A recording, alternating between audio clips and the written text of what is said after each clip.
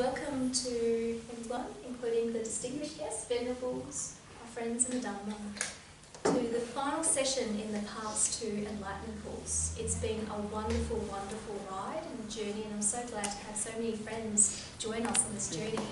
Part of that Paths to Enlightenment journey, what we've been able to do is we've gone through all of the major traditions that is existing in this modern age, different interpretations of what the Buddha had taught.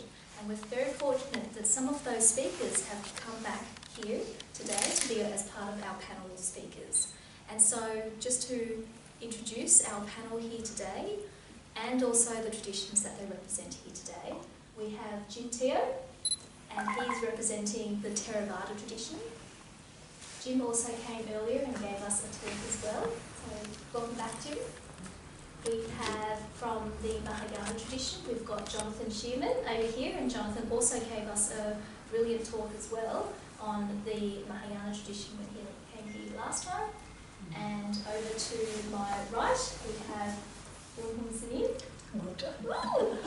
And Sunim, she's here to give us, as representing the Zen Mahayana tradition, and particularly the Korean Zen tradition. The Zen song tradition. Thank you. And then also we have Venerable Dr. Chogi, who is here, and she is representing the Tibetan tradition. And this is the Gelugpa. Gelugpa, well, particularly Gelugpa, but yeah, I don't speak about it all. Excellent, thank you.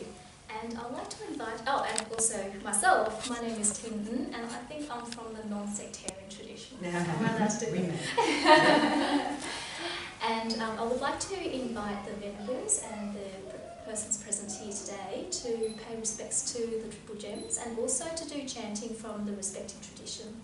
Now, usually we would have the Theravada, Mahayana and Tibetan traditions doing chanting in that order, but what we'd like to do today is actually reverse it a bit. So we're going to start first with Venerable Chogi, taking us through the Tibetan tradition, and then following through with that we would have Sunim taking us through the Zen Mahayana tradition, chanting, and then Jim at the end will finalise it with the the Theravada chanting.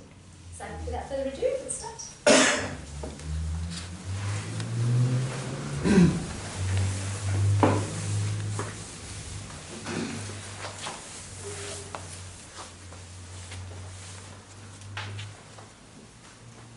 Sangye churam soge chonam la changchu padu dabni kapsuchi dagi jin soge peso namki trola panchi sangye drupada sho sangye churam soge chonam la changchu padu dabni kapsuchi dagi jin soge peso namki trola panchi sangye drupada sho sangye churam soge chonam la Changchu Padu Dabni Kapsuchi Dagi Jinsogi Peso Namki Trola Panchi Sangye Drupadashu.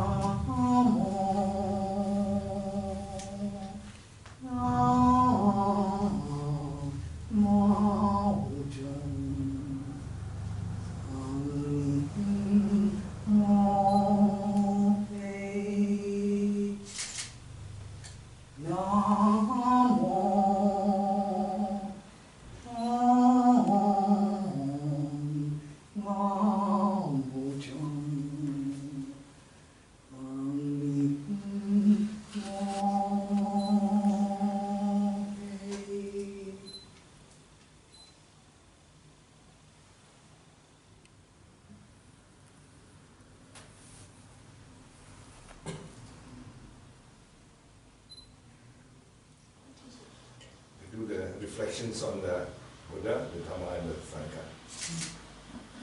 Itipiso Bhagava Arahang Samma Sambuddho Vijjacharana Sampanno Sugato Lokavidu Anuttaro Purisa Dhamma Sarati Sattha Manusanang Buddho Bhagavati Swakato Bhagavata Dhammo Sanditito Akaliko Ehipassiko Panaiko Pacettang Veritabbo Vinyuhiti Supatipanno Bhagavato Savaka Sangho Uju Patipanno Bhagavato Savaka Sangho Nyaya Patipanno Bhagavato Savaka Sangho Samici Patipanno Bhagavato Savaka Sangho Yadidang Cattari Purisa Yugani Atta Purisa Buggala Esa Bhagavato Savaka Sangho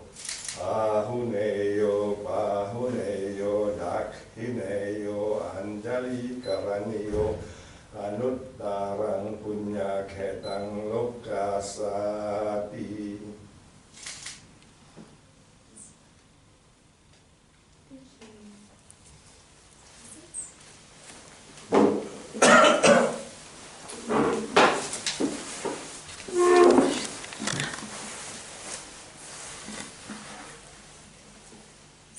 Fortunate here today to gather here with monastics as well as people from the lay community as practitioners in the Dhamma to have an open discussion about all the traditions. I think these dialogues are very important, and I hope that today is not the end of the conversation but merely just a start for it.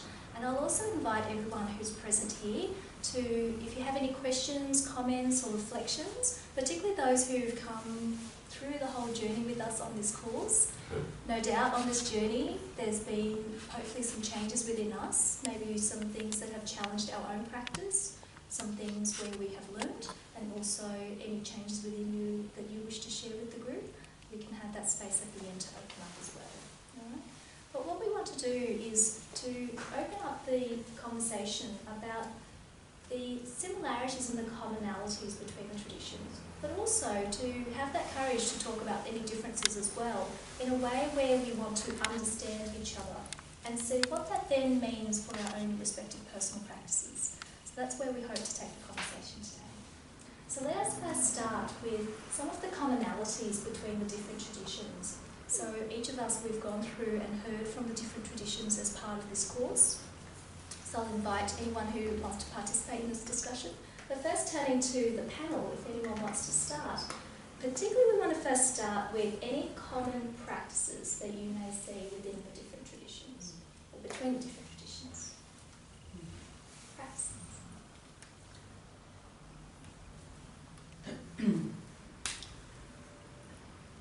Well, given that all of Buddha's teachings come down to two things that I think we all embrace quite nicely: do no harm and subdue the mind, calm the mind. Then, in terms of practice of ethics, it's commonality. In terms of refuge, is common across all the traditions, and also a practice of meditation, particularly like shamatha, calm abiding meditation, and vipassana. That's common amongst all the traditions. We might, on the vipassana side, we might emphasise it. I don't want to talk about the differences, right? I'll keep that aside. That's okay. Keep that aside a little bit. But basically, we're working with our mind. The workshop of the mind and transforming, getting control and transforming the mind. I think using different meditative techniques, or actually find that there's a foundation of very similar techniques across those in terms of, the Buddha said, if you do it this way, this is the result you get, and we all want to follow that example. Yeah. Because we want to get the results that we've got. So morality, development of the mind, and the wisdom factor. Yes. The threefold path. Yes. Which of course comes from the Noble Eightfold Path. Yes. Of the Four Noble Truths. So the Four Noble Truths, Eightfold Noble Path, that's common. Yes. All its teachings common. Yes, I think that's good too. Yeah. I guess I think of it a little bit like, the Russian dolls, where there's one doll inside one doll inside one doll inside one doll, and I think any authentic practice in the Buddhist tradition, using the word tradition in a wider sense, is located within you can take the root back to the foundation, and that of course is the Four Noble Truths, the Eightfold Noble Path, and etc. So I think that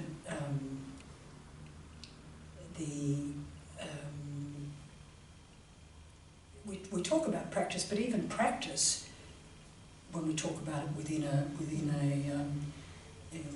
tradition, now we're talking about Mahayana, Vajrayana, etc., is always located within a greater body of teaching. And so, for example, in my tradition, which is actually the Korean Buddhist tradition, rather than a Korean Song or Korean Zen tradition,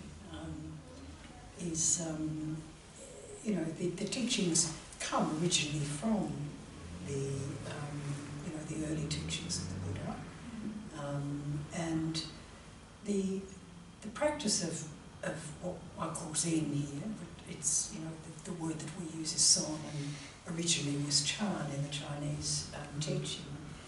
Actually is fundamentally a Vipassana practice, as is any of the Buddhist practice traditions. So it might look the same, but the aspect of the samatha, the investigation aspect are the two sides of the coin of any, as I understand, of any Buddhist practice tradition.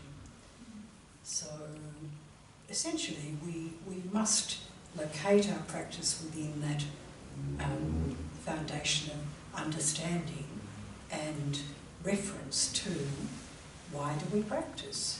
We need to go right back to the understanding of the Four Noble Truths.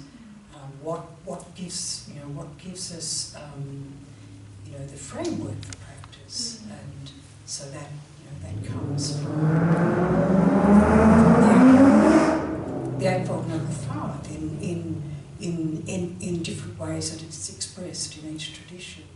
And I'd say the wings of that are the compassion and wisdom that Venerable Turkey has spoken of. And that's also the direction of our practice, I would say.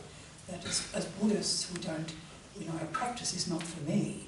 Our practice is for all beings. And so that clear understanding of, what brings us to, seek the Dharma, and then what sets us on the path of practicing, and not just the practicing of sitting on the cushion, but the practice also of the threefold stool of, the ethics, and of course, the dana aspect, dana. So without a really, a fulsome kind of approach to our practice, then, we're a little bit like, trying to walk with one and a half legs. So, yeah. Thank you for reminding us that it really isn't just an individual practice, but it's also a practice really for all sentient beings. And sometimes there is a perception that in the Theravada practice, it's not so much that. Jim, would you like to clarify that perception? Well, to me, the Buddhist practice is very simple, very, very simple. What do all Buddhists aspire to? What's the ultimate objective we are looking towards? It's just enlightenment, isn't it? Yeah. Right? So, okay, instead of going through all this, difficult things to talk about enlightenment, we say it's just like eating a meal. Right? You eat a meal because you're hungry, to satisfy your hunger. But whether you use your left hand to eat or right hand to eat, or fork and knife to eat, whether you eat 5 courses, whether you eat one course, you still, as long as you get your stomach full, that's enough. It's just human beings that make differences out of it. My 5-course meal is better than a 3-course meal, isn't it? Oh, no. So when you look at it, it's just, and when you look at all the practices, what do all these practices come to? You look everywhere in the Buddhist world, you won't be further away from these three very basic things. Right? And to put in from the perspective of the Theravadan tradition, we talk about dana, giving, charity.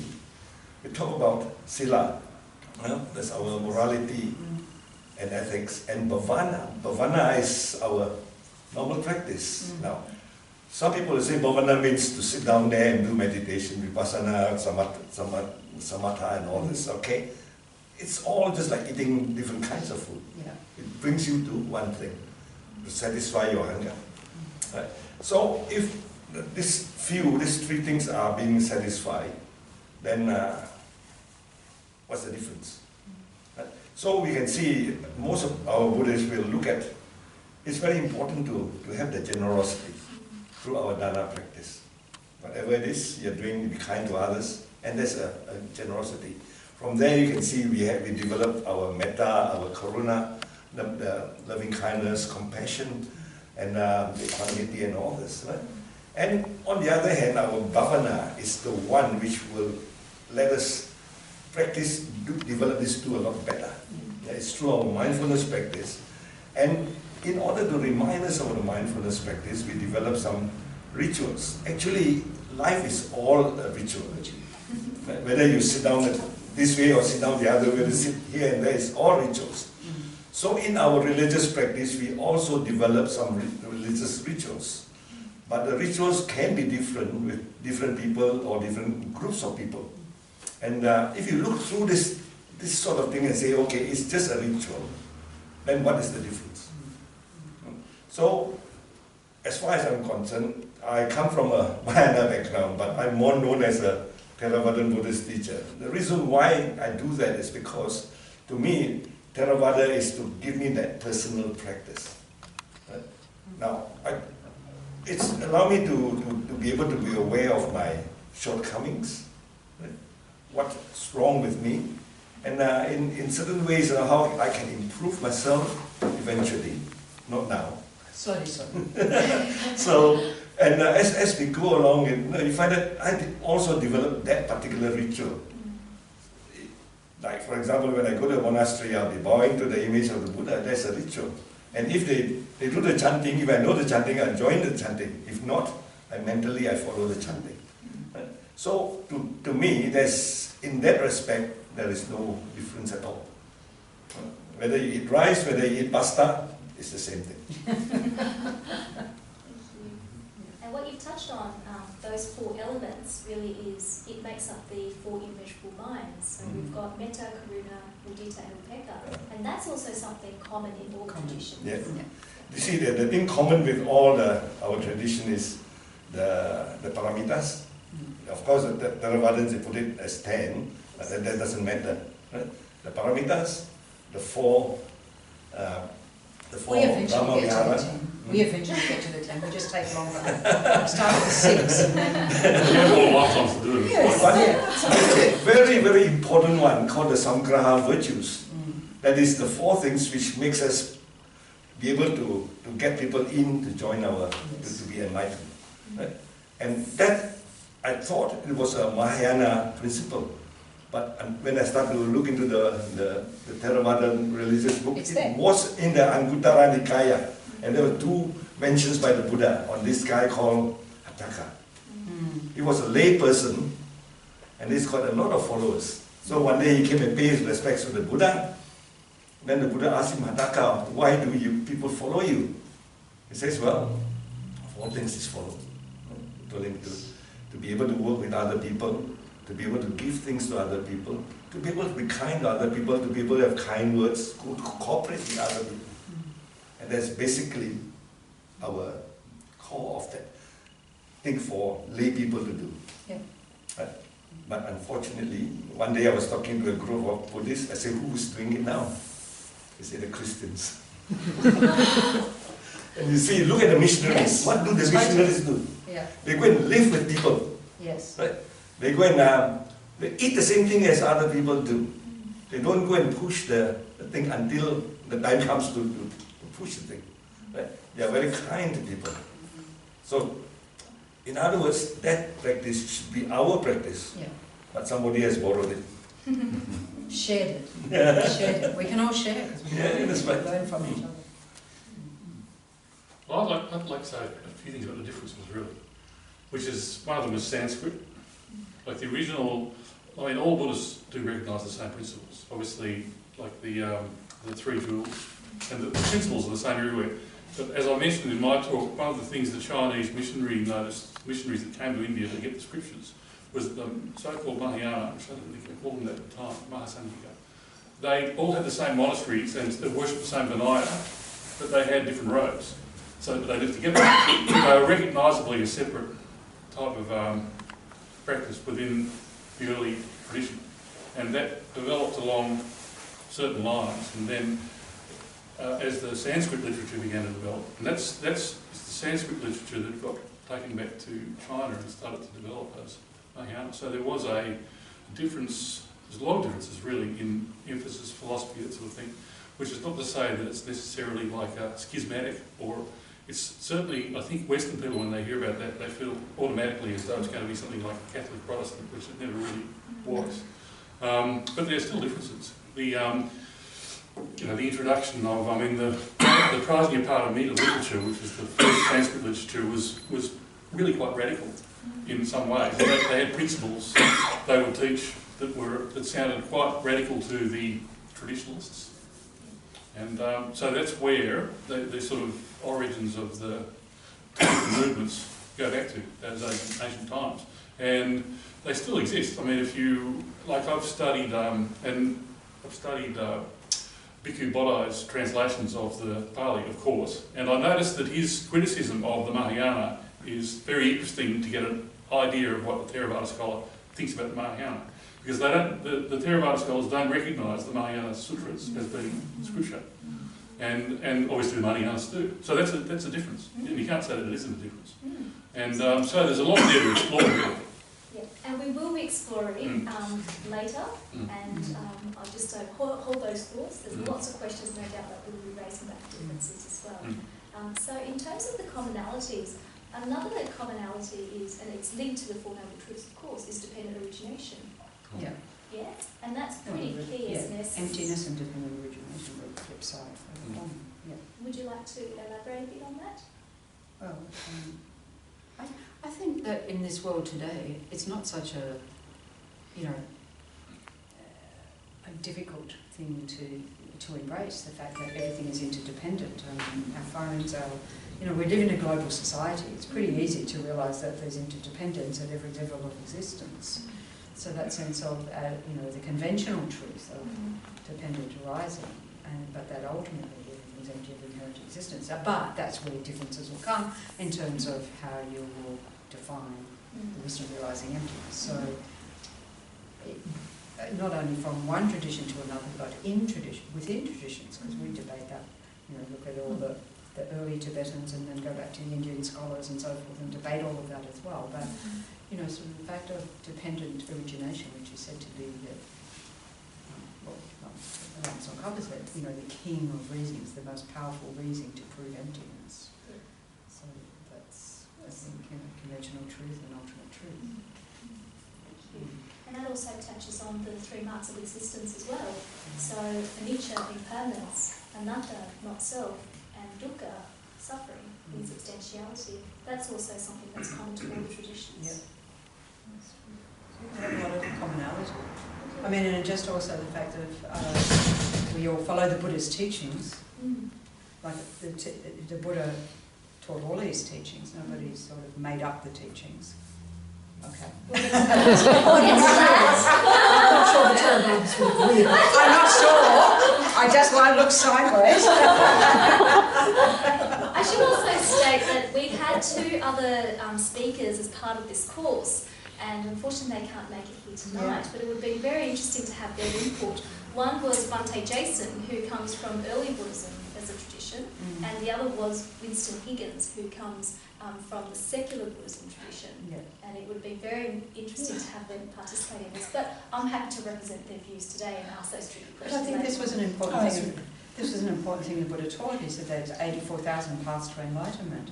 It's what you touched on, and sort of the differences of, Jim touched on, the differences of human beings is that we have different tendencies, different proclivities, different preferences and so forth. And so the Buddha's saying, well, follow the path that you follow, Yes. but follow it well, like actually embrace it. And in terms of our practices, and I think this is what we share, particularly when we're talking about, Liv and I are talking about ethics, is that it's practiced in daily life. It's practiced, like our practice, even the meditation practice is practiced in daily life. Like if you just, as you're walking around the street, or as you're sitting in or standing in a queue, and just say, okay, this is a mindfulness moment. This is time to just, focus on the breath, or whatever technique you're using. Nobody knows what you're doing, but you're working on your mind as you're doing it in those so-called waiting moments, meditation moments. So that we don't have to just do that and sitting on the cushion, and we pepper that throughout the day, and then we combine that with and that helps our ethics, doesn't it? Because when you can check your mind at the same time, and go, I better keep my lips zipped because something inappropriate is going to come out. It's the filter. Filter. One thing in terms of, if I can share an experience that I had, I was contemplating on this question. There's so many different techniques and practices and paths, and they're all saying that they are the path, or the main path, or true path to reaching the goal. And I realised that actually there is something that is definitely common between all of the traditions. All of the techniques, all of the traditions is really just asking us to be here for it. So what Paul was talking about, to be present to this moment, that all that arises is here. It's awakening to this, whatever is happening here, because it's only here that we can actually see the reality. We can only investigate into the truth of the existence right here, right now. I'm not sure that we actually do hold too strongly to this is the only part. No. I think we recognise that, as Venerable Choki said, many different people, many different ways of approaching the Dharma. But yeah, I agree with that. The essence of the teaching and the practice is to turn up in every moment. I think once a very senior monk told me, he says, if you look at differences, there's no end of differences. Yes, exactly. There's no end of it. You can talk and talk and talk, and then you get more and more differences. But you look at the similarity, you won't argue at all. That's right. That's nice. So it's, when we sit here, we are talking about one thing. Going towards enlightenment, through whether you go through vipassana or whatever, you still get enlightenment towards the end. But what is enlightenment? In the Theravada tradition, But see, a lot of people somehow a lot of people think that enlightenment is something number one. Number two is enlightenment. Some people just postpone enlightenment because they want to be nice people, but they never say. Power to postpone enlightenment. I don't know that. Yeah, but no one has ever said that I wouldn't want to be enlightened, isn't it? So eventually everybody will be enlightened if they do it nicely. So and if we start to look into the difference, the most important thing is, do we see our attachment to the difference or not? So when you start to be too attached, then you can never be enlightened when you're too attached. No, it's grasping, isn't it? That's right. It's a rude ignorance to. And just talking about enlightenment, then the question is the goal common? So the fruits of the practice, is that common? Can I just, I'm just interested because we're sitting here and we're having a conversation, and some of the people here have come for several of these talks, and for me it would be very interesting too to hear your questions and comments, and just that's really why we're here. We can sit here.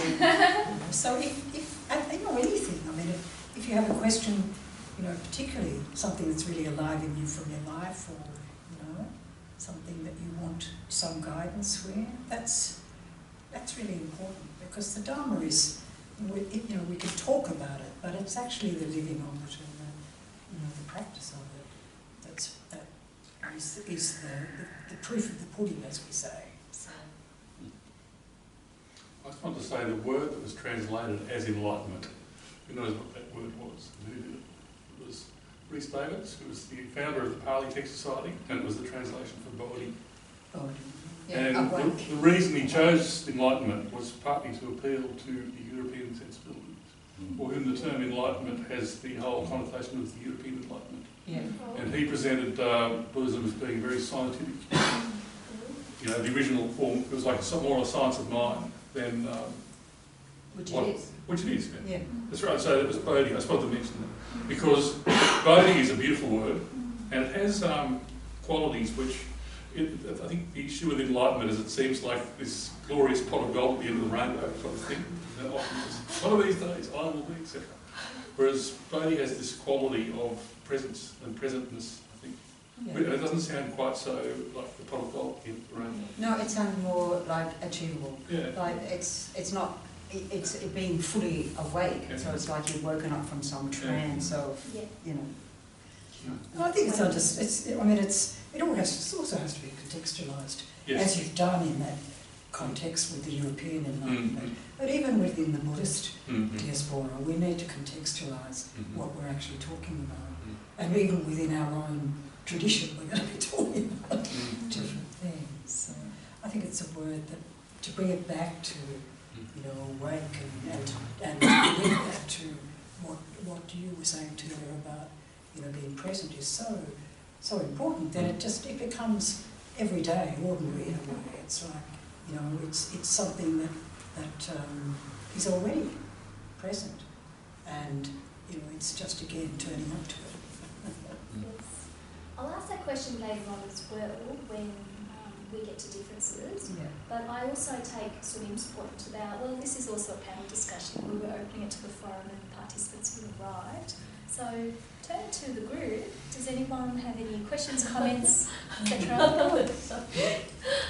I actually had a question because I actually get it probably first time I know about Buddhism was through Zen tradition, because I read a lot of comic books when I was a teenager. And then a lot of stories are quite, it just sounds like a lot of pain and suffering related with enlightenment, like sudden, quick enlightenment, like you have to cut out of the body or lose a finger, or remember this Japanese lady actually burned her face because she was too pretty and too many boys were chasing her, so she actually used charcoal to burn her face, and then after so many years she got enlightened. So I guess starting from Zen tradition, probably open to all the teachers here, would a lot of suffering will help with future enlightenment? Well, I think suffering is the primary condition that we come from to, in seeking the Dharma generally. And I mean, the Buddha, I don't think we talk about suffering as the kind of the root, but I think the suffering is in our relationship to our experience, really. So as the Buddha talks about, the suffering is in the grasping, the clinging. So in that sense, whatever we do, chopping off the arm, as I explained the other day with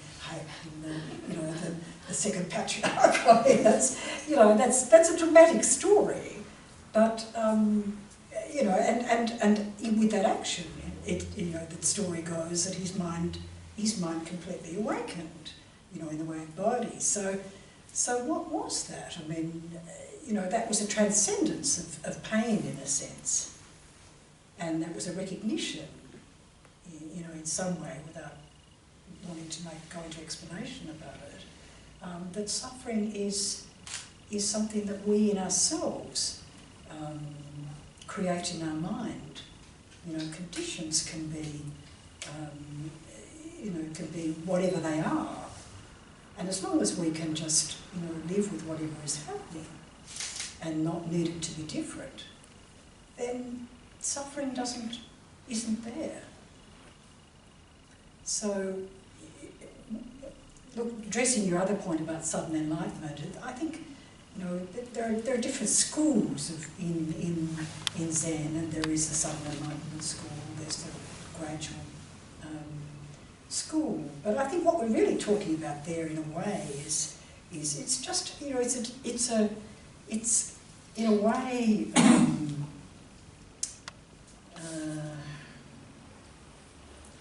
the way that your enlightenment is yours. It's everyone will experience it a bit differently. There's no textbook carbon copy that says, this is what enlightenment is. But there is there are schools that have described it in different ways. With sudden enlightenment, it just means you're not enlightened until you're enlightened. That's all. It just means that, and that, as I explained the other day, is also a consideration that's determined by a process. So if you consider that you've reached the end goal, then you go through a process to have that verified or not. But that's within the context of that practice tradition. The other path, of course, is and the sudden enlightenment is. We talk about sudden enlightenment and gradual awakening. And that's really important, because that moment, of awakening, it needs to mature in a sense, so ripen in a sense. So the gradual development is a really important part of that whole process. The gradual path to enlightenment is more in line with the the Theravada path of practice, which is to work with one's karma. And there's actually a story from the sixth patriarch Heilun,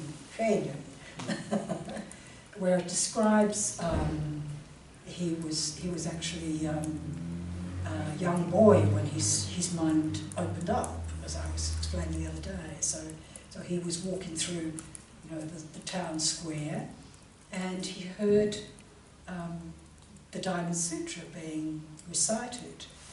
And on one particular line, his mind was struck by it. And his mind, he wasn't, it wasn't that he was intellectually understanding, but something hit his mind, and he awakened. And the line that is reported is abiding nowhere. Abiding nowhere. Mind, I can't remember exactly, but does anyone else have exactly the... Not the exact, I remember the poem, but I can't remember. Yeah, abiding nowhere, mind arises. The idea is mind arises, thoughts come and go, feelings come and go, sensations come and go, etc., etc. As long as you're not, as long as you're not attaching to anything, then that's the truth of enlightenment in this of awakening in this sense of enlightenment. So he went on. He was, after he had this experience, he then ordained and went to live in a monastery. And actually the abbot had a sense of what was going on for him. He didn't talk about his experience, but so sent him out to the rice fields to thresh rice and harvest the rice. And anyway, so he was doing that. And then one day there was a notice that the abbot put up in the monastery saying, he was looking for a successor. And so he said, you know, he invited the monks to write a verse that indicated, you know, their degree of insight into the Dharma. And so the head monk at that time, Shen Chui, I think, he proudly, you know, he wrote his verse and he wrote it up on the wall of the Dharma hall. And again, I can't remember exactly, but he talked about a mirror. The mind is like a mirror. And so the practice is to polish the mirror, to wipe the mirror clean of dust, and you know, to bring the mind to a pristineness, and so that then it's, you know, it's bright and it's transparent. And so Henung, who couldn't read this, asked his fellow monk, "Please read to me what this is," and he did. And Henung thought, it's not complete. You know, it's not the really deep meaning. So then Henung actually wrote a poem that reflected, you know, the basic ideas of Shen Chui's. So actually Shen Chui must have talked about the Bodhi tree. Yeah. The second one was, there really is no Bodhi tree, nor there is a mirror bright. As everything is emptiness, where can the dust alight? That's right. Oh. Yeah. Oh. Yes. Oh. Yes. I remember now. So that's an example. You know, that's so what Shen Chui was referring to was, you know, he wasn't wrong. I mean, it was, you know, it was a correct view, but it wasn't complete in the sense. So he was talking about a more gradual process of development. So, you know, you clean the mirror and you every day you kind of make sure that there's no dust on it, and over time you polish it and it comes to a high polish, and there you are, and it reflects the whole, you know, of everything. But of course, Henung, who'd had, you know, he came from that direct sudden enlightenment experience. You know, he was saying, that's child's play. Well, he was more radical. He was a radical. That's right.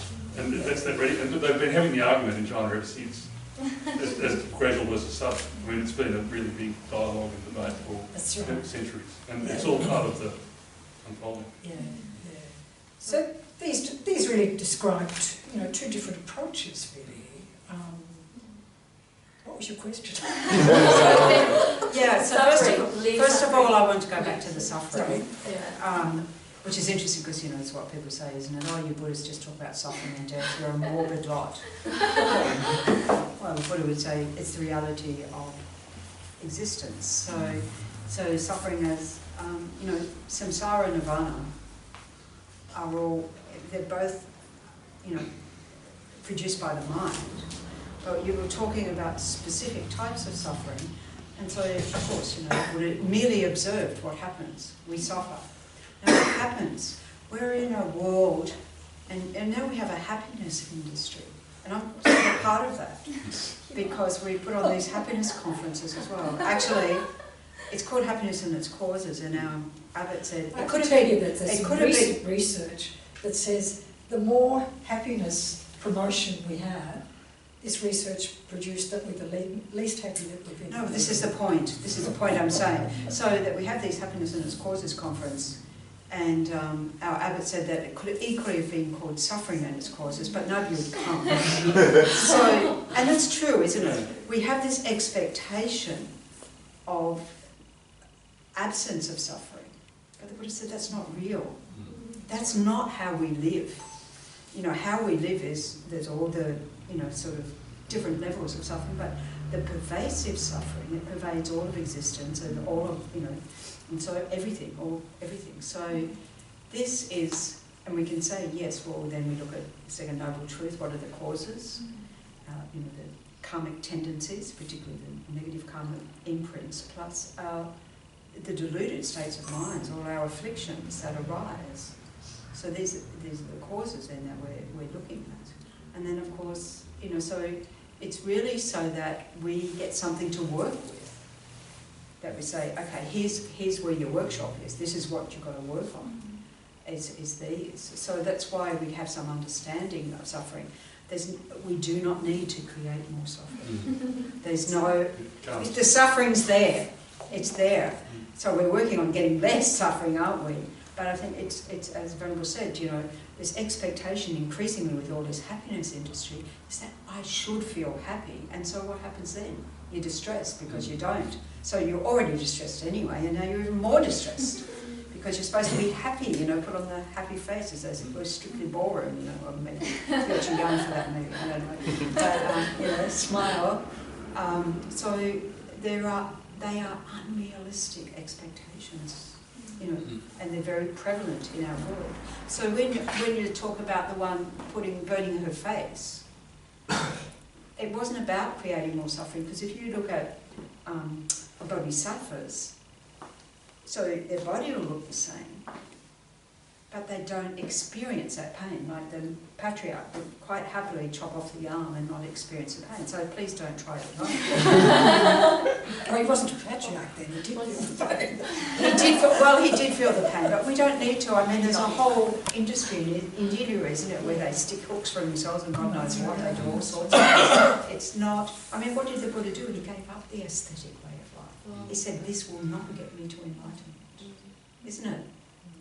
So he completely threw that out as you don't need to, it's there. And so it is a condition that we then can deal with because we accept that life is in the nature of suffering. If you don't, you're fighting against what's actually there. So this is...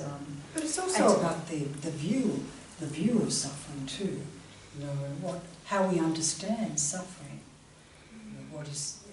You know, the populist view of suffering, you know, is an absence of things that make us feel good in one way or another. Or you get what you don't want. That's you don't get what you want, or you get what you don't want.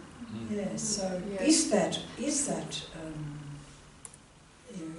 know, so what is happiness in regard to that? It's a view that if we get what we want, or we don't get what we don't want, then we're happy. But I would challenge that view of happiness, really. Sorry, there's a big paradox, because sometimes I feel because I feel the suffering will lead to enlightenment, then I feel, okay, when some suffering happens, I should welcome it, then I'm happy. No, that's wrong. That's wrong. So what it is because you have a human existence. You're not in some cushy God realm where you don't know any suffering at all. And you're not in such an intense, hellish condition that you only know suffering and nothing else. But that because you know what it feels like to suffer, then you can have compassion. You know what it's like when you hear about suffering in the world. That's the reason to use it, not increase your own suffering at all. It's the wrong use of understanding of suffering. Okay. And also, what's the second one? Suffering of change. Is thinking that things are going to make you happy, like this is a source of happiness, and the chocolate cake runs out and the relationship breaks up. And I'm not saying your relationship's breaking up, but you know, there's a possibility in this lifetime it may happen, particularly if you both live a long time. Yeah. So we have an expectation this is forever, and then it's not never. You know, every meeting has a parting and so forth. So it's that not understanding. I was going to say, one of those bumper sticker wisdom things I really like is the only way out is through. The only way out is through. It's like we have an instinct to flee. That's that Pema Chodron book, Wisdom of No Escape. Like suffering, firstly, don't invent any because you don't need to, it will always come. You don't need to create suffering, it's there. But secondly, the other thing is that if you say happiness is one thing and suffering is another, already you're going off on a tangent there because you're trying to pursue one thing, so it's like, and I don't like the other things, that's dislike. So they're the two poisons acting already, just in the way you react to things. You actually have to see it as it is. That's what you learn through mental training. You actually see the roots of, so it becomes less obsessive and less sticky because you realise that everything is a moment of thought and it arises and it will pass again. So you have to be able to basically look at your suffering as it arises and not be either trying to dispose of it or rationalise it or run away from it, but see it as it is. That's the real weapon. That will really, penetrate it. That takes training. That's not an easy thing to do. And it's interesting when you see it as it is, that it changes. Yeah, that's it. It's always the principle of the Buddhist teaching is always seeing things as they are. Yeah. Not wishing for something, not even believing something, but seeing it as it is. Yeah. When you say suffering leads to enlightenment, so I think it's only partially true. Pardon? If suffering really leads to enlightenment, Yeah. why aren't we all enlightened yet? Exactly. Yeah. So that's where you look at it. Now look at the life of the Buddha before he got enlightened. What happened to him? He's got a lot of suffering, Yeah. but he wasn't enlightened until he started to practice. When he practiced, the mind clears up, he understands things, then he became enlightened. So we don't think that suffering is, the more suffering you get, the faster you get enlightenment. It doesn't work that way. Don't be like some of those Chinese Buddhists in history, right? They really torture themselves to get enlightened. Yeah. You don't. What you got to do is, the Buddha taught us, just understand what suffering is. Know suffering first, understand suffering, find a way out of suffering, follow the path. That's a problem. Yeah. But why aren't we enlightened? Because we are very stubborn. And the stubbornness is called avijja. Yeah. Thank you. Okay. But I also wanted to touch on the sudden versus, I didn't know the particular example quote, but the sudden enlightenment. I thought, I've never heard of sudden enlightenment, but what I realised that actually William James, I mean, not even in a Buddhist context, taught about this as sort of awakening. He talks about spiritual awakening, so in varieties of religious experience. So he was a brother of Henry James, in the late 1800s, early 1900s. And he talks about this sort of gradual, he calls it educational variety, a gradual awakening versus, the flash. And so it's saying that these experiences exist, but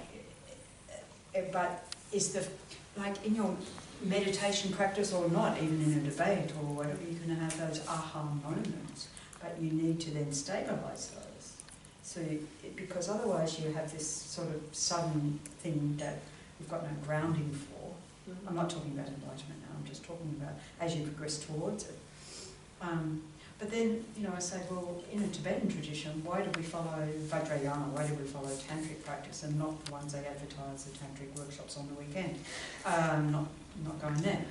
So, Because they're more expensive. because they're more expensive.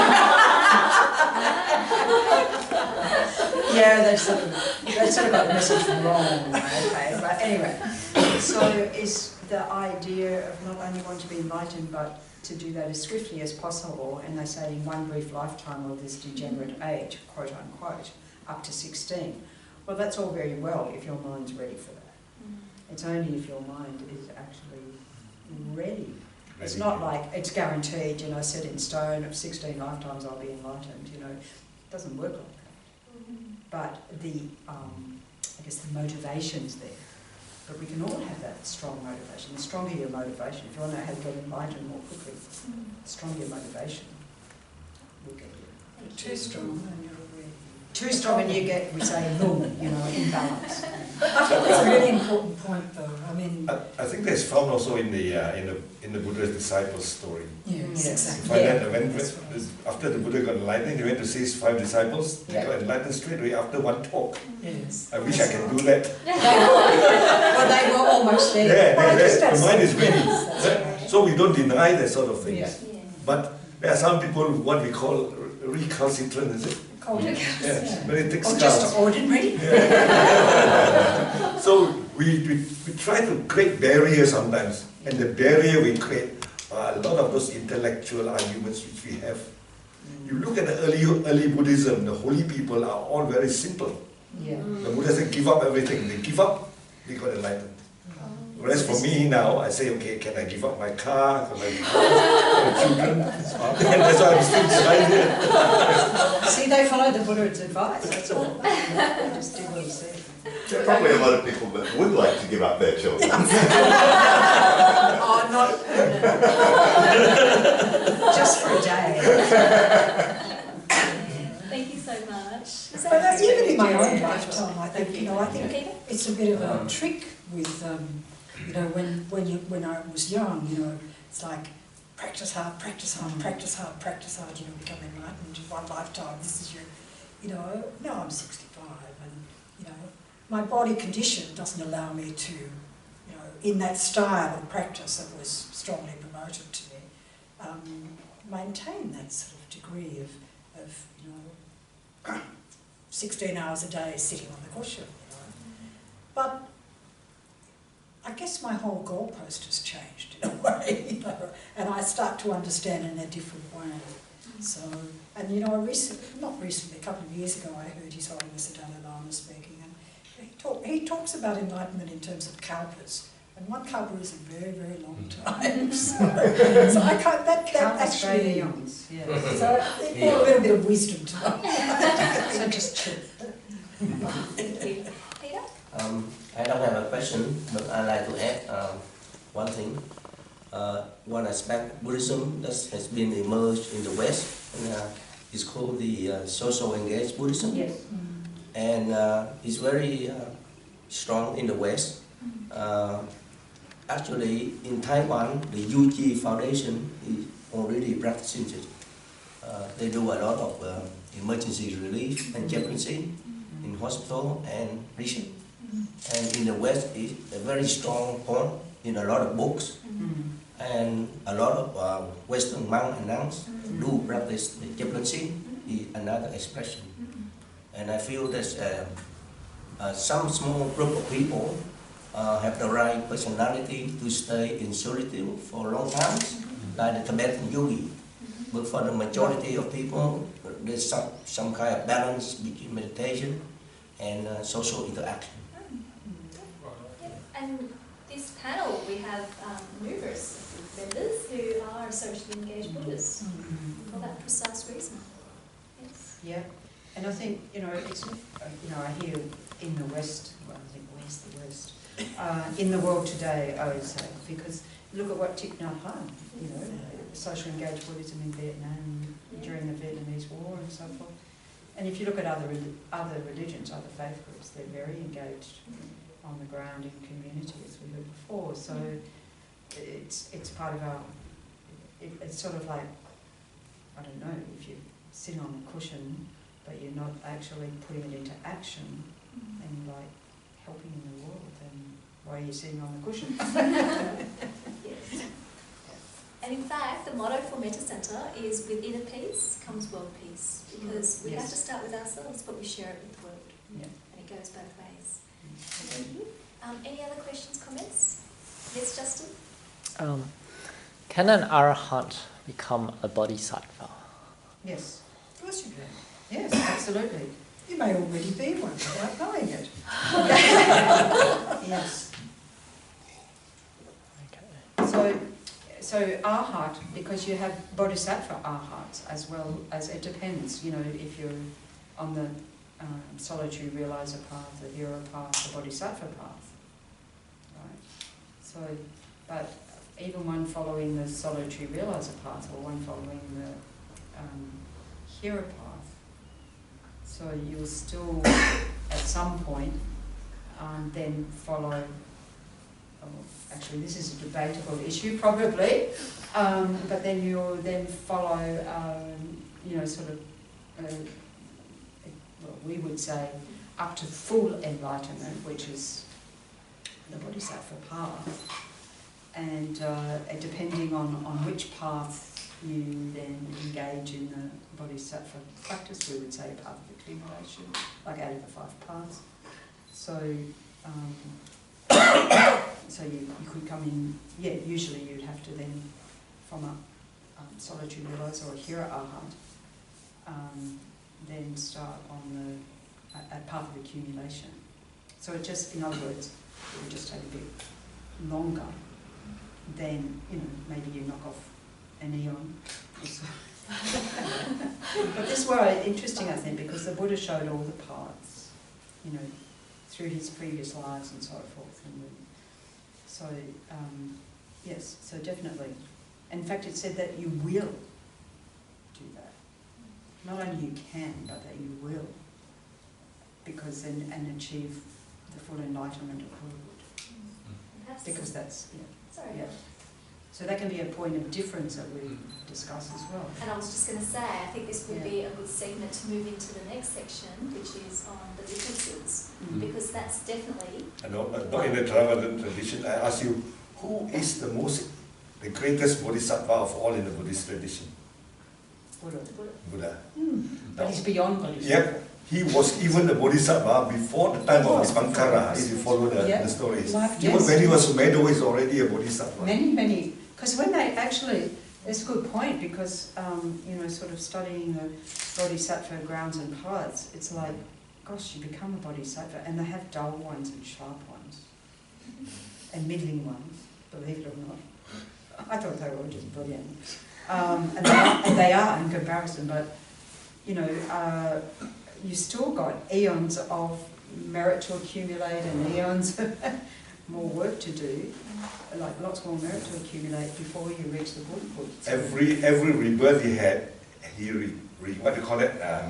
repeated his what we call vows, but not actually vows, a resolution to be a bodhisattva. Yes. And he continues on with it. Yeah. Now for us, we are born into a Buddhist environment, we hear the words of the Buddha, do we have the resolution to be a bodhisattva? And what does when you look at bodhisattva, in the bodhisattva, there's this dasabhumi, the 10 stages of bodhisattva. Yeah. And for people who resolve to be a good Buddhist, to help other people and all this thing, we are already in the first bhumi, or the first. I said we will debate that.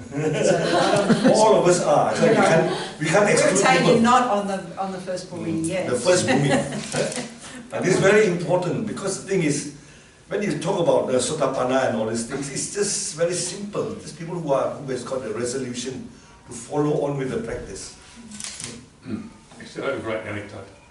I read this years ago. It's the only audience I could ever tell it to that would understand it. It's Joseph Goldstein, the mindfulness teacher. He told this story of this audience between Kalu Rinpoche, yes, Kalu, a Korean Zen master. And it was a very formal occasion, and they all sat in big circle like this. And the Korean Zen master, everybody's silent, it's very tense. Suddenly the Korean Zen master picks up this orange and said, "What is this?" And there was silence. Yeah. And again, "What is this?" And there's all this sort of rustling from the Tibetan side. And they talk from it, and then the translator says, "What's the matter? Don't they have oranges in Japan?"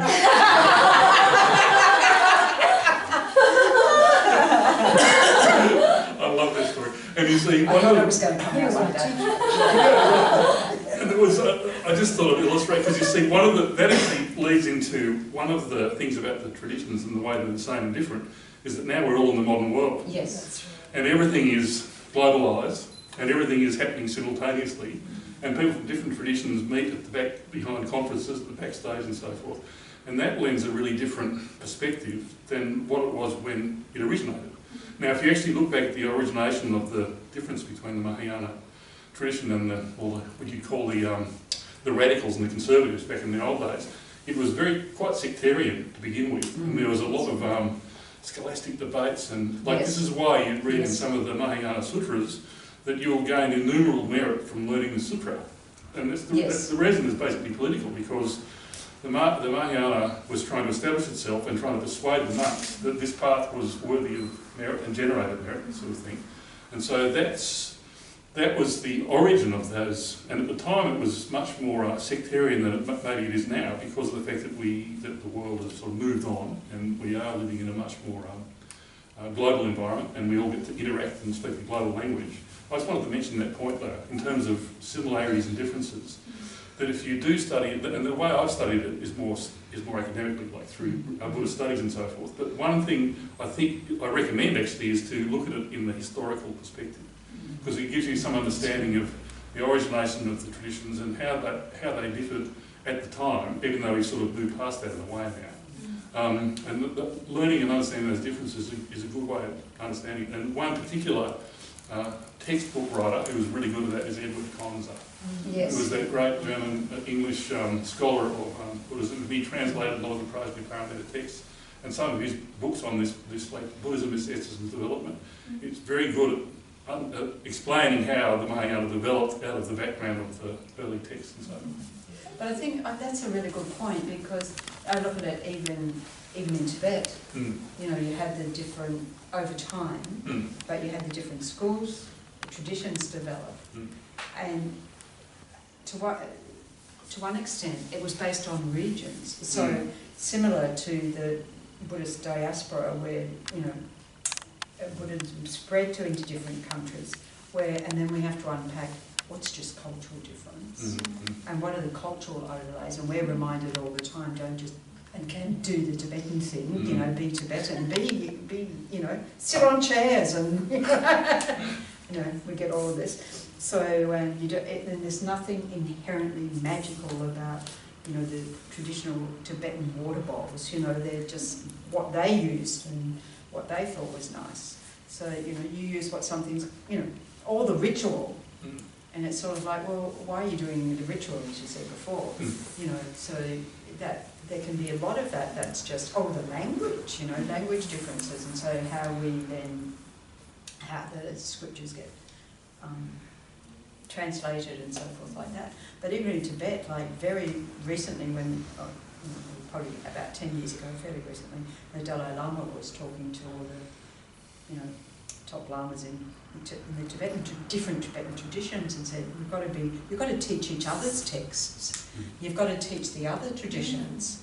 I mean, we already have this thing of we go through the whole, you know, sort of looking at all the scopes, but you've got to teach all the traditions, and are more like Tina, you said at the beginning that you're more, we would say, remade, that sort of thing of you draw from all the traditions, and you don't say I'm this or that, you know, you just bring it all together. And I think that's more relevant in the world today, because look at what happened in the census with people saying no religion, or you know, because it's not no spiritual yearning, it's not no search for meaning, it's just they don't want it under some specific label. They've outgrown their metaphors. That's right. That's right. That's very much in Western cultures, around a lot of its own religious metaphors, which are clothed in sheep and the blood of the lamb and so forth, all of which meant something profound in an agrarian culture, and which Western, you know, modern post-industrial world, and this is where Buddhism is so brilliantly adaptive. You know, it can adapt in the sense to all different kinds of cultural environments. It's just got an inherent, you know, ability to do that. One of the reasons it's so brilliant. And I think the most thing, if we talk about commonality in the three major traditions, I would say something which is common to the three of them. In every tradition you find there's three levels or three different kinds of Buddhism. And the first one, which you can call it the Nibbanic Buddhism. Always enlightenment, you know, they meditate, Bodhi, whatever. The second one would be those people who think that, these are high ideals, I can't do it now. And the Buddha, somewhere in the scripture is mentioned, if it accrue merits, maybe the next life will get a better life, so that can give me a better chance to prepare. So these are what we call the merit Buddhists. So they start to build temples, you know, and so on to get the merits, so that in the next life they get a good chance of practicing and becoming enlightened. And it became a sort of very popular practice. Right? And then after that, slowly you got the third one arises, which is what we call anything Buddhism. So it comes, merits, okay, if I create merits, I can get a better life. So if I start to create merits, maybe I can buy a better car in this life, and so on. Right? So you find that there are three different kinds of Buddhists in this world actually now. You go to Thailand, you have the same thing. You go to Tibet, you got the same thing. You go to turn the prayer wheel, they are not aspiring to be enlightened. Right? They are aspiring to get something good in this life. Right? You go to Korea, they'll be doing this, and then they also go and see the shamans. That's right. Well, it's human. It's human nature. It's exactly what I was going to say. You can say the common thing with all the traditions is these three kinds of Buddhists. Are we going to be intolerant enough to say, I can't accommodate this, I can't accommodate that? I think anybody who's following a spiritual path that is looking for deeper meaning and you know, ways to reduce the suffering, and particularly to get control of the mind. But traditionally, it's just a small proportion of people. That's right. Very small. You find that at one stage all these things nearly died. That's right. in the Buddhist tradition. Absolutely, yes. It really dives I mean, into Tibet. in Korea, if not, and look at the major traditions in Korea, if not for these people, a few of those monks who carry on the tradition. Yes. In Tibet, I know a few of them. Otherwise, This is because of a And Chinese it is. monk. Oh, but I think, for me, I look at it as a human journey. Human, It's a human. human No, evolution, that's a right. spiritual I agree. evolution. That's right. So And if we, you look at all the other faith traditions, those components that you speak of are also common Yeah, in each. exactly. You know, what I don't want to talk about levels. I don't want to make it hierarchical, but the directions. Directions, Yeah. so which means that our Buddhism will have got to, we got to not to please them, to accommodate them. Mm. I find that there's one very great monk I admire. When he teaches us, meditate and all these things. But when some of those lay people come and say, can you do the blessing? You come with this bowl and just That's right. sprinkle his holy water. And if you go into the temple, I mean, for example, you know, the Korean temple where I live, I mean, you know, you've got the opportunity for all of those things to be played out by people who come, and that's really deliberately made available. So if you want to, you know, pray in the way of, you know, then that's possible. If you want to, you know, give some offering, that's possible. If you want to, you know, go into a deeper practice of, you know, internalisation, that's possible too. I think it's my own personal experience because although I try to follow as much of Tibetan Buddhism as possible, there's still this big ignorance there. The great ignorance is still inside here. Well, it's going to be as long as you're... So what I do is I really enjoy sometimes rituals. Like I've got Me too. yeah. I want to. So whenever I hear the bells and the gongs and all these things, I automatically I just go down and do But I think my it's the bowings. way that it's also your relationship to that too. So I don't think that has to be, you know, a reliance on. I think it's you know, it's in the sense of a structuring of the mind. I think it's very powerful. So I mean, we cannot dismiss all this thing as nonsense. And it's human. Rituals are part That's of right. it. And that's what you said at the beginning, you know, we have rituals as humans. We have a lot of rituals as humans. We just, Actually, one similarity I wanted to draw out as well was there's a lot of similarity between the forest meditation tradition, which has become very prominent from Thailand and I suppose Myanmar it's called now. I think there's a lot of similarity between that and Zen, even though culturally they're very different. And Buddha, of course, very beautiful. Yeah, because of the practice, it's very much meditation, mindfulness, that sort of, even though they come out of different, ostensibly, one is ostensibly Theravada, one is ostensibly Mahayana, they still have a lot of common ground, those two movements, and it's partly because they're meditation focused, and also because they've started with this, I suppose, like almost like a missionary sort of sense of educating large numbers of people in meditation practice, both out of the Thai forest tradition and out of the more the Japanese, but also the Chinese traditions as well. So there's a lot of common ground between those two, and I thought if you actually take a photograph of people doing Zen meditation or, you know, like Vipassana meditation, it's the same thing. Like the furniture might be a little different and so on, but it's very But similar. I think it's also that, you know, in the West, you know, Zen has become known as a particular kind of practice. Yeah. But in fact, you know, we, in you know, as you know, my order is a Zen song order, but we still do all of the other as well. You know, we do the chanting, we do the bowing, we do all the whole thing, and that's seen as very important, and also the scripture, you know, study.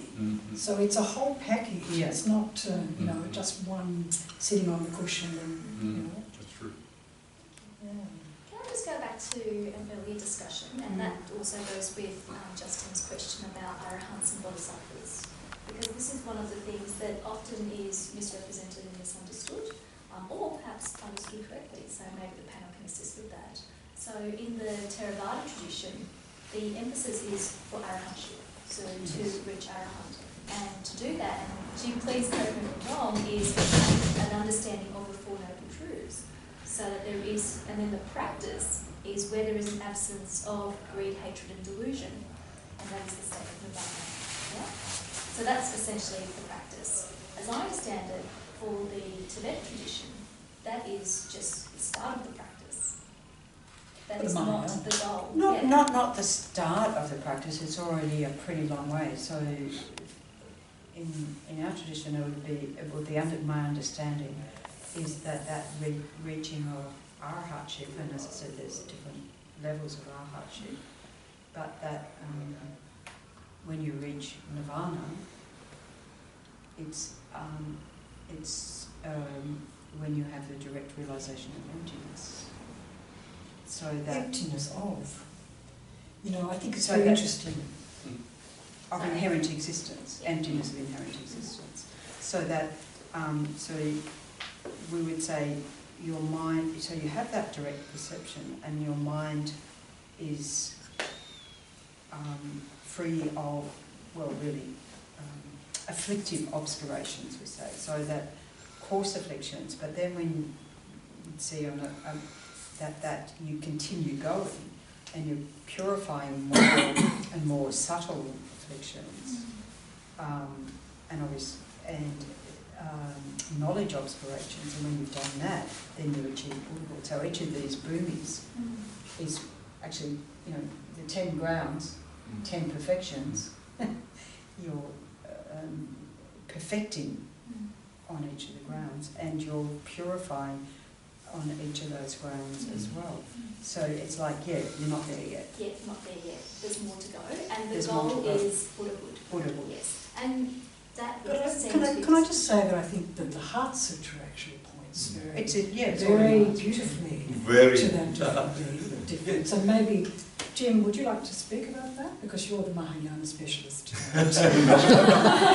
Now, we look at the Heart Sutra. Well, I think because, you know, the conversation in the Heart Sutra is between Avalokitesvara, the being of compassion, and Sariputra, who is, you know, one of the principal disciples of the Buddha, who is known to have attained arhatship. But what was that? And so what the Avalokitesvara is instructing him on the truth of inherent emptiness of all things. So why did he need to do that? I think basically, to start with the whole thing, you need to go into all this with the 5 aggregates, the 6 sense bases and all this. Yes. It's very basic. If without that, it's just like building a fine building. Yes, that's right. You don't have a foundation, you can never build a roof. And for most of us, we look at all these roofs, they are so grand and all this. We try to build a roof without the foundation. Exactly. And that's why Start where a you lot are. of them, the practice collapses because of that. And going back now, bringing the Bodhisattva idea into a modern way of looking at it, a modern practical way of looking at it. You know, the Chinese have got this 1,000 hands and 1,000 eyes Bodhisattva. Yeah. And Venerable Chen Yang of Taiwan, she said, if you can get 500 people to do something good, you got a Bodhisattva with 1,000 arms and 1,000 eyes. So consider yourself, if you do something good, to be 1/500th of a Bodhisattva. Baby Bodhisattva. I like that thought because, you know, Bodhisattva actually is a personification rather than something very abstract. It's a practice. Yeah? One of the points I brought when I gave the Mahayana talk is the Mahayana had a cosmic stage. I mean, really where these ideas came from, we don't know. But like, there's these hints, and I've never studied it enough to know where these come from. But the idea is that there are Buddhas on other planets, other life-bearing orbs, they call them, and that they talk about cycles of universal. So it's a vast idea. So where that comes from, I don't know. But that was. Also later edition. Pardon? Well, I don't know. I mean, I think it's a mystery. There's Buddhas on every atom of Yeah, I know. It's the inner penetrating Yes, nature of reality. that's right. It's the way Yeah. I think if you look So at it, it's just all I'm saying is that Mahayana has this sort of vast cosmic vision, and it's one of the characteristics of that. and the reason for that is to open up our minds. So our minds become very tight and narrow, and it's not possible, and nothing is possible. To actually be very spacious in your mind, and just really think big. Think big. I think if you look at it, go back to the history of Buddhism in the very early days after the the Nibbana of Buddha, there are two different kinds of practices there. One is the holy people. They just lock themselves up in the jungle forest and then just teach a little bit. And then the other one, they continue on with the monastic tradition started by the Buddha. Yeah. So these people in the monastic tradition will tend to interact more with lay people. And lay people benefit from this interaction. You find that people like Sariputta and Ananda, even during the lifetime of Buddha, they interact with people. There are others like Upali and Kassapa, they won't. Right? So from there, this sort of tradition starts to go around. Right? And then eventually, people who live in the monastic tradition, they keep the, what do you call it? The Vinaya. They recite the Upasota and all these things. And then, not only that, but they make Buddhism into a religion where it's got a lot of teachings, which is passed down to now. Now, without those monastics, it will date about 100 years after the passing away of the Buddha. Right? So, in other words, you can see these monks and these teachers who follow the tradition are actually the bodhisattvas, because they are doing things to help us. Whereas those people who practice themselves and then after that they go into whatever they go into, they don't really... But then you do see those that say they go off and do long retreat, then either in that lifetime or the next lifetime and come back and they're just unstoppable in the world, because they have also, seems to be endless energy and power and so forth, and the power of speech, people listen to them and so on, and tremendous clarity. So I think, you need both sides, but I take your point, if we didn't have the monastics, if we didn't have the teachings, well, we wouldn't be here, would we? You see, I think the moment these holy people come and interact with us, they are really following the Bodhisattva path. And actually, this is what the Dalai Lama said to our great, scholarly monks one time in Melbourne. He said, you've got to get out and be with people, leave your books behind and go and interact with people. You've got the scholarly, but you also have to have, comes back to the engagement. I think it's also an engagement in terms of the current, now growing body of knowledge. I mean, it's contextualised within a time and a place, and human consciousness has changed, enormously since the time of the Buddha. I don't think human consciousness has changed at all. Not human consciousness hasn't changed. There's no, we still suffer the same afflictive states of mind as I think Buddha the way spoke that about. we view, the way that we understand, is very different than it was in that time. And so I think that some of, going back to the point about, the kind of totality of the cosmic view, is perhaps reflective of a changing consciousness in a way. Yeah, I think so. Robert Thurman, Yes. he believes, it's a bit of an outlandish idea, that Buddhism was responsible for the Renaissance. For the Renaissance. Because it was actually sort of emanating these ideas that actually got picked up in Europe. So I think, as I say, it's a bit far out. I heard that from Rachel Cohn, who was the first commentator on the ABC. She was completely shocked when he said so. But I think one of the ideas... he might like to, I know. He's a pretty far out guy. He goes to shock. Yeah, but he believes, I think, that the whole human consciousness goes through these cycles and so forth. And I think there's some truth in that. I really do. I think there is too. Actually, there was a what was his name? Gebser, I think. John Gebser. Yeah, that's right. He had that. He had these we go through these cycles of consciousness. It's so true. I think it's because of the conditioning.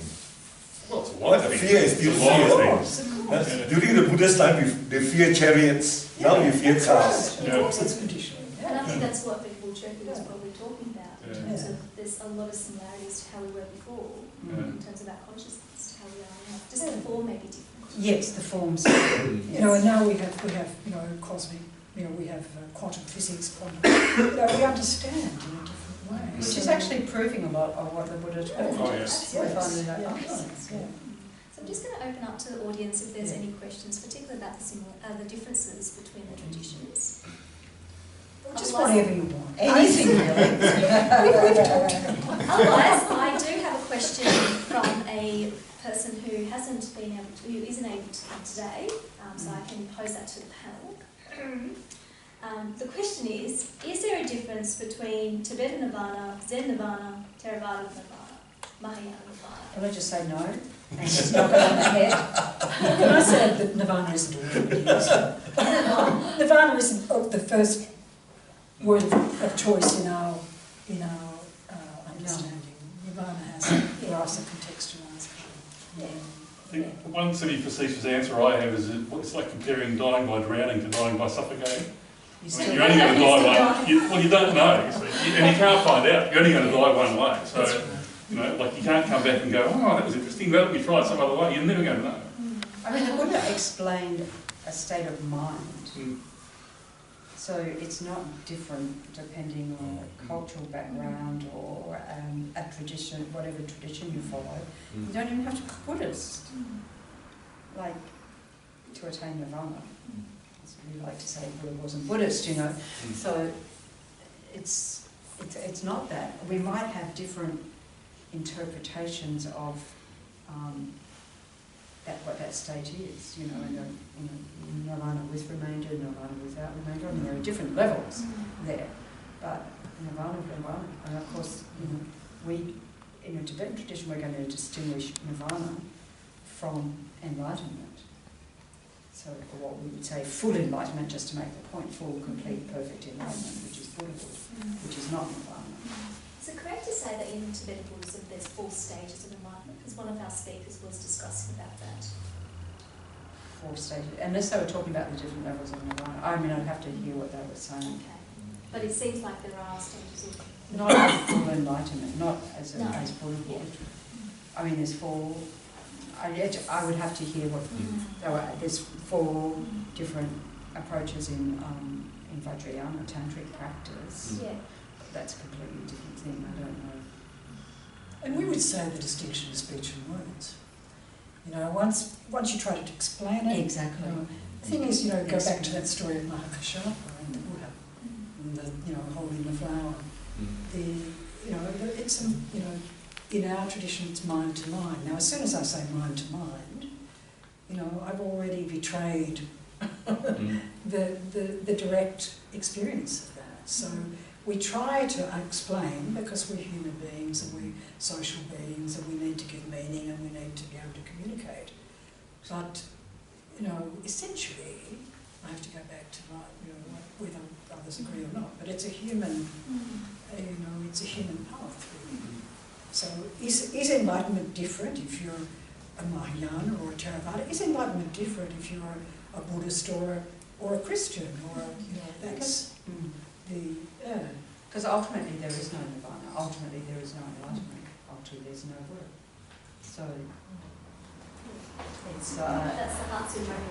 yeah. Would you say that the Theravada tradition also comes? I'll quote one of the stories I heard.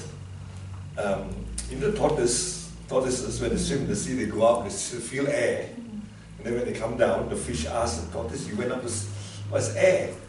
And no matter how much the tortoise tries to explain, the fish will never understand. That's right. So when you talk about it, we put it very simply, you cannot conceptualize Nibbana. It's beyond these sort of things. So that's why somehow you're saying that about, no, there's no Nibbana. The more you talk about it, the worse you get. So let that take natural course, practice, and you will be there. Yeah. When we get there first, come back and let us know. Yeah. It's like if somebody said, through Zen meditation you learn something that you can't find any other way. The guy sitting next to him says, yeah, what's that? Like our meditation, all the stuff, when you meditate, don't look for things. Yeah, that's it. Actually, one of the great lessons is you already are enlightened, but you've forgotten how great it is. That's right. It's a really serious teaching that. Because instead of always look for something you should, no, I've already got it, and what have I done with it? We are pure. Yeah, it's like in your pocket. In fact, that's in the Lotus Sutra. There's the jewel state in your robe. So it's really just about relaxing. There's nothing. Tathagata essence. Just relaxing, letting it all go. Again. So we already have it. Yeah. Well, there's nobody get. So the Nobody nature. We just got to get rid of a lot of stuff. Yeah. And then we'll get it. It's in the core, in the center. Yeah. You need to We peel have it off. already. Yeah, we've got We to just get rid have of to the peel rubbish it all. that's obscuring. If you're into the gradual development path, then you'll peel it off, Yeah. layer by layer. If you're in the sudden enlightenment, To the big knife, chop it off. you just relax and let it be peeled. It's not When you peel off the layers, as long as you can peel off, you're not there yet. When you peel off the layer, when you see nothing inside there, then And that's why there's so many stories, not just in Buddhism, but in, you know, in human experience generally of, so there I am, back where I started. But everything is different. Yeah. You know, so it's that. It's In whatever Greek, that in is. Greek philosophy, there's a word anamnesis. Like amnesia is forgetting, anamnesis is unforgetting. Unforgetting. So, you know, because Plato taught the soul had all knowledge already, and then in the shock of being, you know, like born into this life, has forgotten it. So it's recollection. That's also a word in Buddhism. Recollection. Right, recollection. Yes, it's Yeah, actually. but it's only a training. You've got to interpret it the right way. It's to train yourself not to always looking to gain something. The most important thing with Buddhist meditation is not to have a gaining idea, which makes it quite challenging because you have to really dedicate to yourself something for no reason. You know, that's hard. That's but hard it's training. not really for no reason. It's not really, well, that's the thing though, isn't it? But you can't, it's not for the reason of getting something. Paradoxical. It's paradoxical. Yeah. it's just like a very good Muslim scholar was telling me, there's a guy who used to look for God. You know the Muslim God? Yeah. To look for Allah. And then one day he found Allah. But Allah happens to be Satan in disguise. Oh, evil Marius. Okay, so now I'd like to open up to everybody, including the panel, to share their personal practice, any views, anything you want to share, especially as part of this journey in terms of the Path to Enlightenment course. Any questions that you may have? If nobody else, I'll ask. Go for it. I have some experience with metta meditation that it does work, like from a distance. Say, in metta meditation, I'll wish someone be well, physically happy, mentally happy. Then it did happen. It's actually pull them out from like a difficult situation. They're happier. So I think it's a little bit superstitious. So probably in Buddhism, I think. Is that like superstition, or is that true that sometimes when you do metta meditation from a distance, you can actually help someone? There was a rabbi who did this presentation when I was teaching at the uni years ago, and there'd been studies done on this. People being prayed for, even though they don't know they're being prayed for, their health improves. So how do you prove that? Or you have to look at, well, how do you even know that the reason for the improvement was because they were prayed for? Do we know? We don't necessarily know. But what are you doing when you're doing your metta meditation? If you think at an energetic level, you're sending out some very positive healing energy, aren't you? I mean, when you're doing those practices, you're sending out a positive energy, at least, you know, sort of cultivating that within yourself. And I always like to look at the opposite analogy, that if somebody's in a rage and they're containing it inside, they walk in the room, you can feel it. Like, you know, I was just talking to someone this morning who said, well, the person locked themselves in the room for the whole month I was there, but you could feel the energy, the bad vibes, you know, because they were, you know, like that. And so we feel that. So we, you know, even though maybe it's more subtle, it's got to be as powerful in the positive direction of your meditation. It has to be a powerful energy. Now, whether that person actually improved because of your meditation or not, it may be a contributing factor. But why are you doing meditation? For your heart, isn't it? Yeah, it does For feel loving, good. yes, for loving kindness, for your mind to be imbued with that positive energy. So, And as a consequence of that, when you do meet that person with that kind of heart, that will obviously make a direct impact as well. yeah. Yeah. Actually, there And was Meister another Eckhart, a 14th century Christian mystic, said people are not so distant as cows. And cows aren't distant. Depends where you live. There was actually a study that was done where a teacher placed in 2 separate rooms with the same condition 2 plants. And what he asked his students to do was to go into one of the rooms, and in that room just to have a few moments of spreading some kind thoughts, loving thoughts to the plant, right? And both plants were completely controlled in every other way. So same fertiliser, soil, sunlight, water, everything was the same. The only difference was one plant got some attention from the students and the other one didn't. And you know what? The plant that had the attention and the loving thoughts from the students, that blossomed compared to the other one. I'll try it at home. There's a very major study, research that was done during the Serbian-Croatian war conflict, and there were 100 very serious meditators who were brought together in that area, but they were they were not known to be there, and they meditated. I can't remember all the details, but they meditated for many, many, many months, and then they were removed again, and then they came 2 or 3 times over that period, and they monitored the conflict, and they found that there was substantial drop in conflict as the period of meditation built up, and then when they were shipped out, so to speak, it took a while for the conflict to then start to build up again. But so I mean that's actually you can find that on the net, that very serious study that was done. So.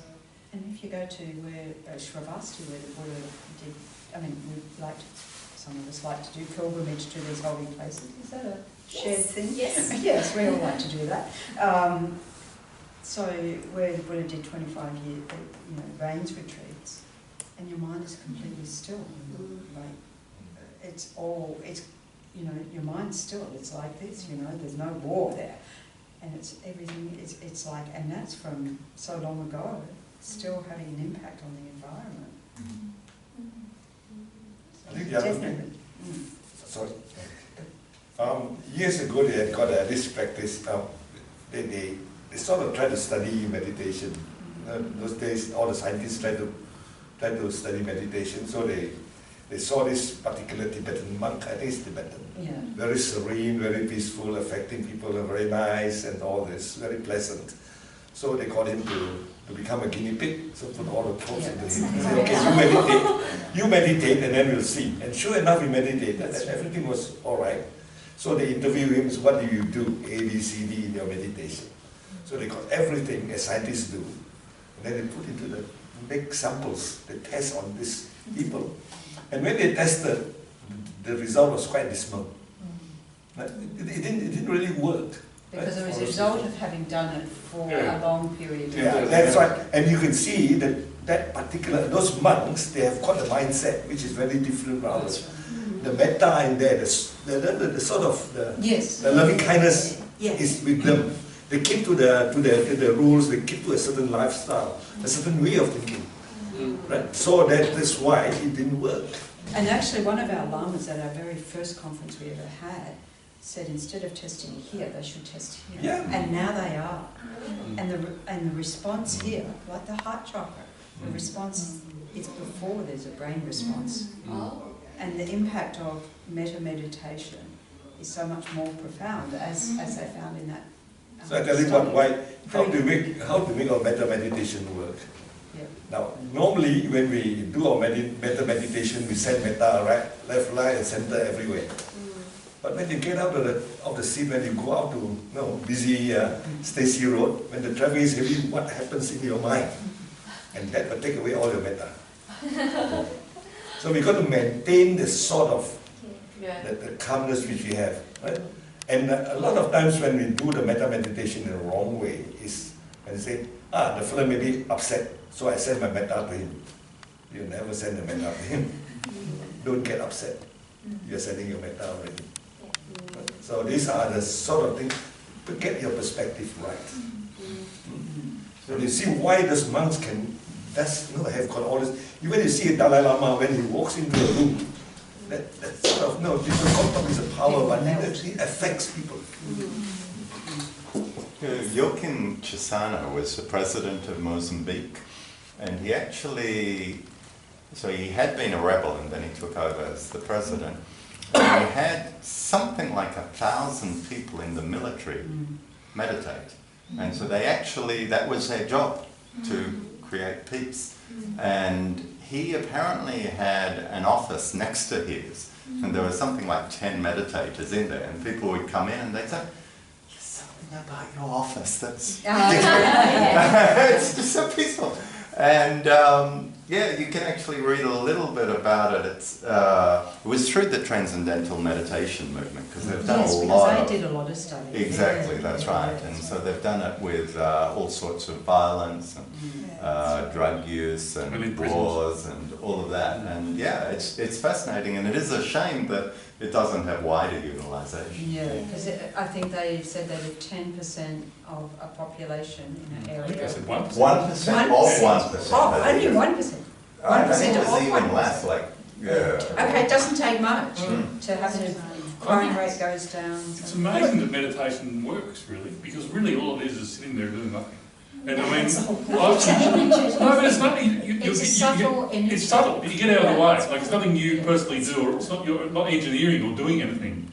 But like when I, just very quickly, when I started to learn sitting, somebody taught me before I learned about Buddhism or anything.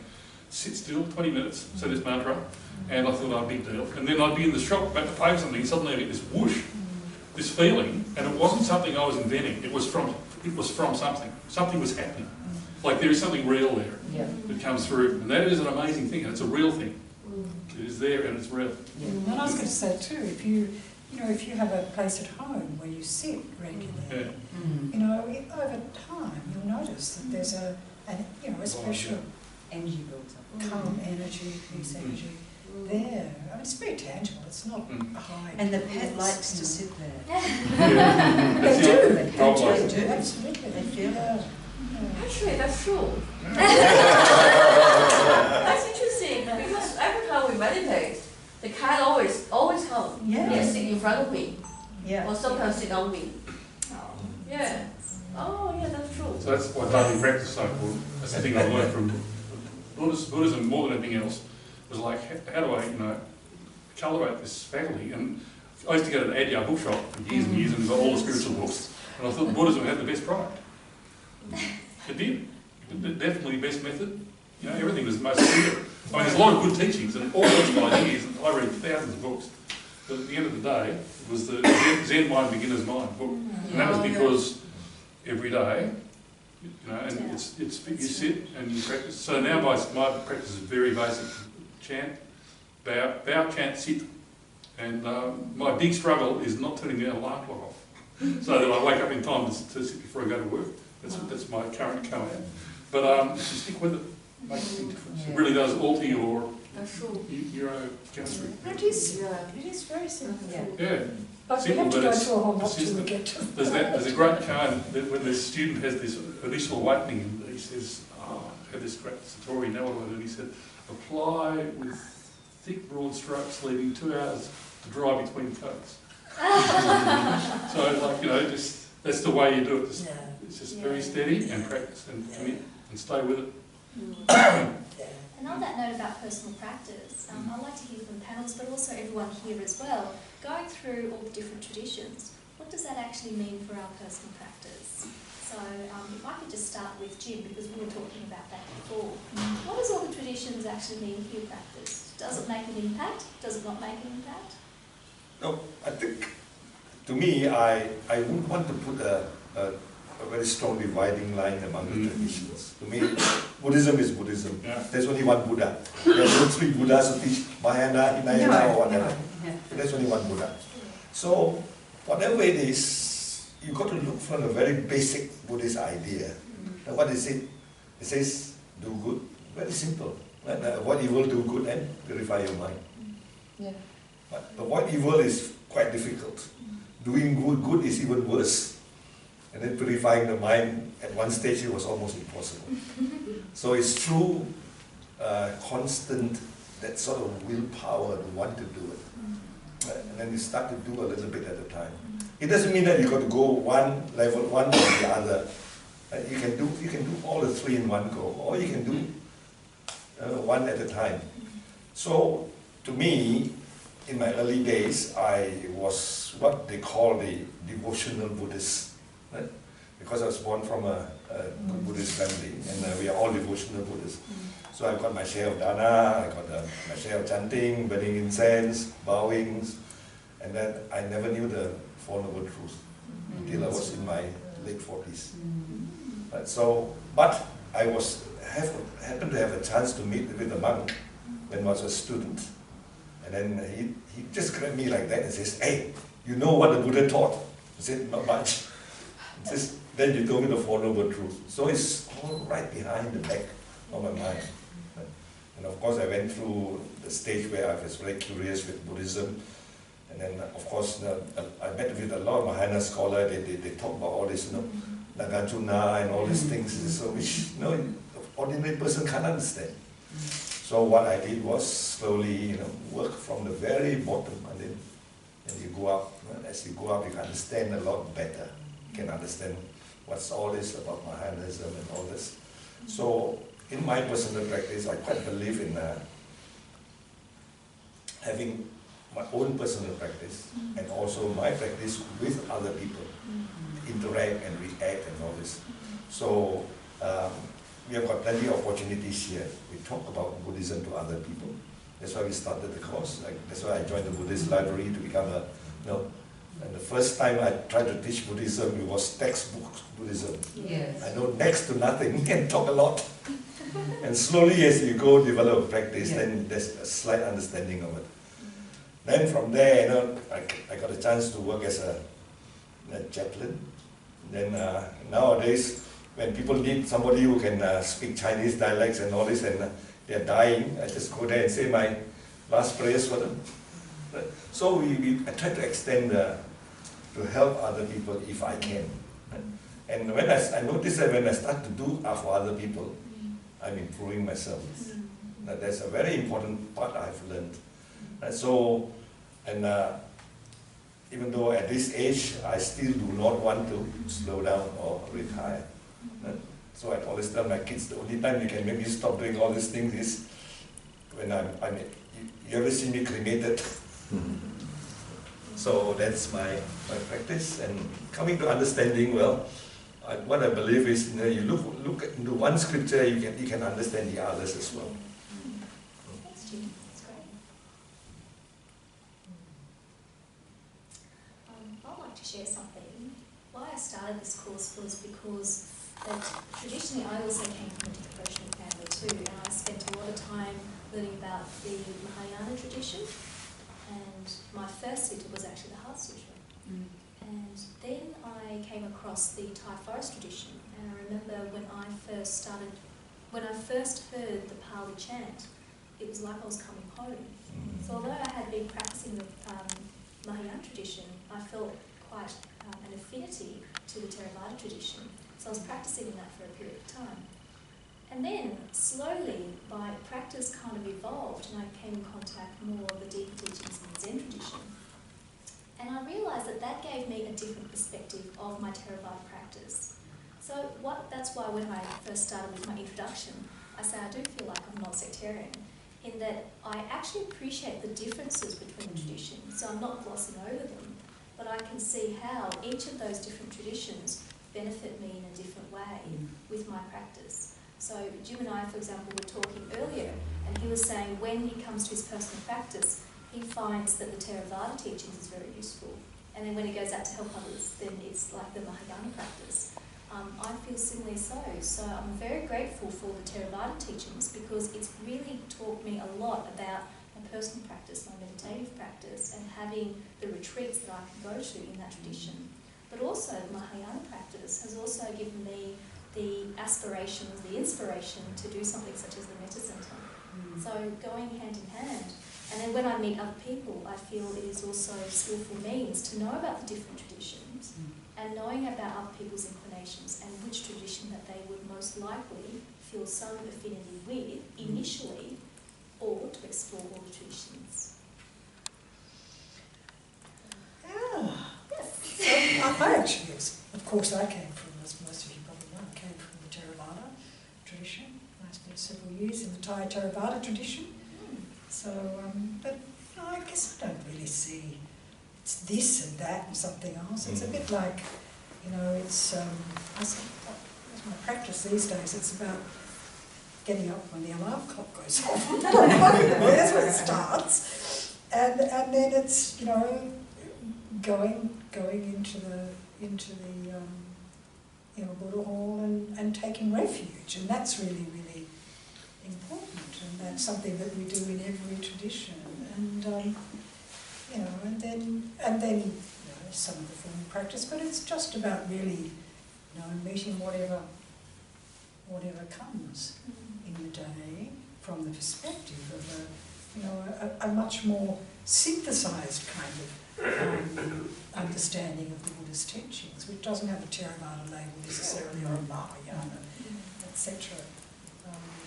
So yeah, I think it's, but it's a bit like, I think, you know, we struggle with a lot of this when we're trying to understand it all. I mean, you know, we read lots of books, we attach to, you know, to this style or that style or this view or that view. But I think it's a bit like cooking a cake. You know, you kind of read the recipe, you put in all these ingredients, and you know, you kind of trial it all a bit. You might do it this way one time, that way another time. But in time, you know, you just get this cake becomes your favourite cake, and you just put the ingredients together, and then, you know, leave it to kind of whatever it's going to be. Well, I started in the Catholic tradition, and it's true. Well, me too, earlier. I started in the Catholic tradition, and then I looked at all sorts of different traditions in the world today. And I think the main aspect I was looking for, even in the Catholic tradition, was the contemplative aspect. So that is regardless of whatever tradition, Buddhist or otherwise, you're looking into. And I'm still very interested in, well, actually now I'm looking at Indigenous Australian the Didiri, you know, the deep meditation practices. And so I guess in the Tibetan tradition, because you know, we study all the traditions. I can't say we study all the traditions in depth, but it is a Mahayana tradition, so most of our teachings are Mahayana. But we have to study all the traditions, because you're also talking about the whole path that there is. So, and if I want to engage in, you know, sort of more, actually a lot of the meditative practices, we look at the Theravadan teachings for that. So there's no problem there. So I think it's very useful to actually, you know, sort of have I can't say have anywhere near a complete understanding of any of the traditions, but to know this is the whole path laid out by the Buddha and different disposition. And I think, you know, I really appreciate that at different points in time. See, even within the Tibetan tradition, you've got these 4 major schools, and people say stick to the one school, otherwise you get confused. But then you get to a certain point, that's fine when you're starting out, but then you get to a certain point that it's like, you know what your path you're following or what practices you're doing or whatever, but then so much more can enrich it. You get the understanding, you get a historical understanding, and not just a scholarly type understanding in terms of enriching your practice. So, yeah, I think it's really useful to have a much broader approach. And also we have this, you know, it's in our vows, you know, we don't criticise another tradition in a derogatory way. We don't put down any other tradition, because it'd be like putting down the Buddha, wouldn't it? True. So, yeah, I'm not going to do that.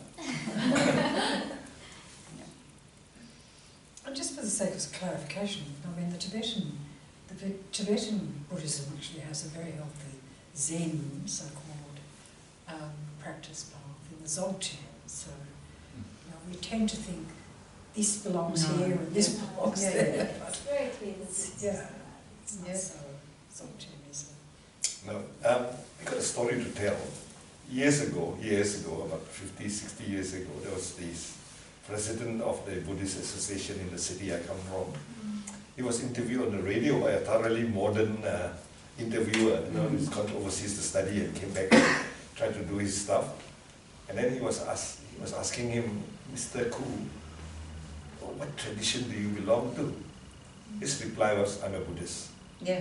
And the fellow persisted, he said, Mr. Ku, what traditions of Buddhism do you belong to? And he said, I'm a Buddhist. And the third time, Mr. Ku, please don't get me wrong, but what tradition of Buddhism do you belong to? He says, I'm a Buddhist. Next question, please. Actually, the Dalai Lama said one time, there's a film called Dalai Lama Renaissance, so it's on film. He says, sometimes I catch myself out thinking of myself as a Buddhist monk. Yeah. Yes. Because it cuts you off from Yeah. others. You know, of course he's a Buddhist monk, no question. But you know, the point is, you know, you adopt that, and again, you know, it's small, isn't it? But you know, then you say you open up the space. I'd like to add one thing. Even in other religions, in Christianity, the Quaker denomination, they also, the congregation member is sitting inside, sitting on a chair and remain silent for 1 hour. Yes. And many members of the Seventh-day Adventists are 100% vegetarian. Yeah. I'm very surprised. Yeah. I think meditation is not, the word meditation is not a Buddhist word. And it's something with the Catholics. That's right. Yes, Yeah. the Christian And meditation. yeah, you know, when you look at the word medi, you stay in the middle. That's about it. Well, we were just recently with Father Lawrence Freeman, who said the reason he became a monk was to meditate. So the Desert Fathers tradition, was that Yes. the origin of Desert the Fathers. Desert Fathers tradition? And was that Desert the Mothers. earliest, Desert Fathers was that and the Desert earliest Yeah, I think use of the word? Or meditation. But I think there's a Latin word. yes, but was that the earliest? Does it date back to that time? I think, Desert Fathers, Desert I Mothers. think it dates back to the Roman times. Even to I Rome? thought, even in Roman times, the Catholics just got a tradition. Yeah. it was always very strong in the Orthodox. Well, Yes. The patristic. Oh, but Orthodox got it from the Indians. I don't know about that, but we won't digress there at the Oh, moment. by the way, the Hindus might debate all of this. And now as we move into interfaith, watch this space. So what I'm hoping to achieve is I think this Path to Enlightenment course to open up the discussion about all the different traditions, and having this panel is so valuable as a start to this conversation. And what I hope to achieve is to take this to another level where we move not just within the Buddhist circle but also outside of the Buddhist circle, so that we can have interfaith dialogue in the respectful way that we have been able to conduct this course.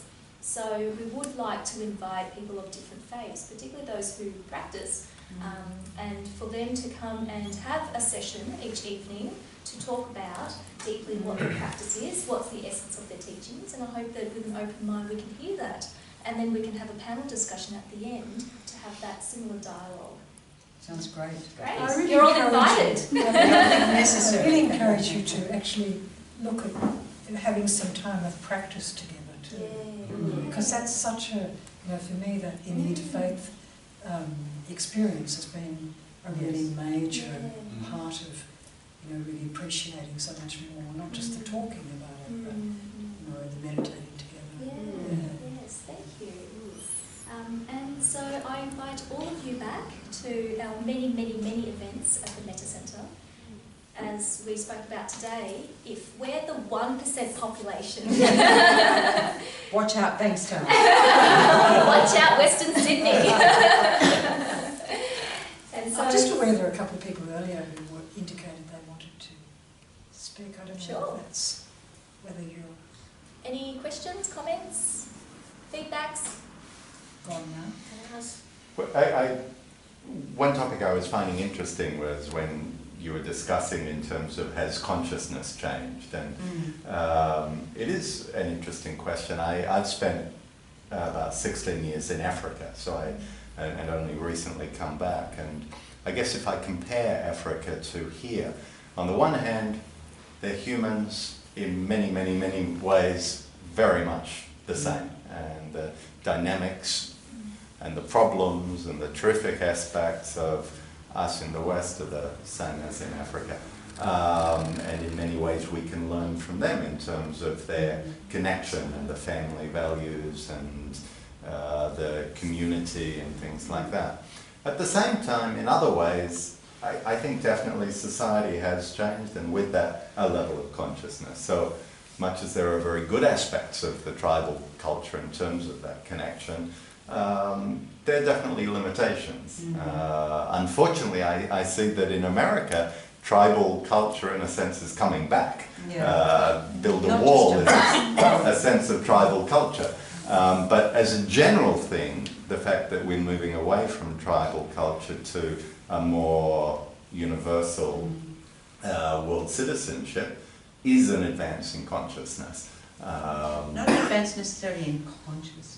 See, that's anyway, that's a big debate about consciousness. It's not so much consciousness, but what you're talking about is context, really, in this situation. It's like the Mayan. It wasn't the Mayan calendar, wasn't it? The Mayan tradition. And the reason that it seemed to be that they had a sense of the world's going to come to an end was because the Mayan people didn't open up to the rest of the world. So it was almost inbuilt that their world would collapse, but it didn't mean the whole world would. You know, everyone got up in arms, so the whole world was coming to an end because it was predicted in the Mayan calendar.